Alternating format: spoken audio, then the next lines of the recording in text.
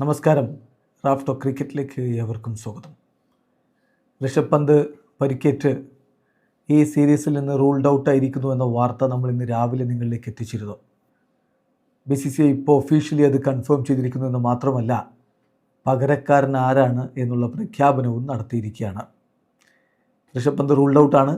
അദ്ദേഹത്തിന് എന്താണ് സംഭവിച്ചത് എന്നുള്ള ടെസ്റ്റിൻ്റെ റിസൾട്ട് BCCI അറിയിക്കുന്നു. ഒപ്പം ധ്രുവ് ജുറലിനെ പകരക്കാരനായിട്ട് സ്ക്വാഡിലേക്ക് ഉൾപ്പെടുത്തിയിട്ടുണ്ട്. ഇഷാൻ കിഷൻ വന്നേക്കുമെന്ന തരത്തിൽ ക്രിക്ക് ബസ്സൊക്കെ സൂചനകൾ നൽകിയിരുന്നെങ്കിലും ഇല്ല, ഇഷാൻ കിഷൻ ഏകദിന ടീമിലേക്കില്ല. പകരം ധ്രുവ് ജുറലിനെ ഏകദിന ടീമിലെ സെക്കൻഡ് വിക്കറ്റ് കീപ്പറായിട്ട് ഋഷഭ് പന്തിനെ റീപ്ലേസ് ചെയ്തുകൊണ്ട് ഉൾപ്പെടുത്തിയിരിക്കുകയാണ്.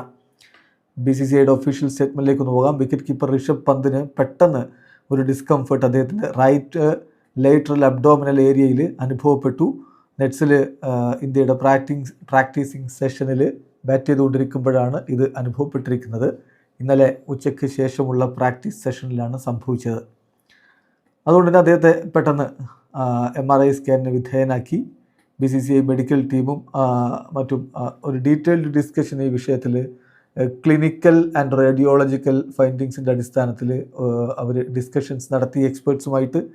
അപ്പോൾ പന്തിൻ്റെ കാര്യത്തിൽ ഒരു സൈഡ് സ്ട്രെയിനാണ് ഇപ്പോൾ ഉണ്ടായിരിക്കുന്നത് എന്നാണ് മനസ്സിലായിരിക്കുന്നത്. ഒബ്ലിക് മസിൽ ടീർ എന്നുകൂടി BCCI അതിനെക്കുറിച്ച് വ്യക്തത വരുത്തുന്നുണ്ട്.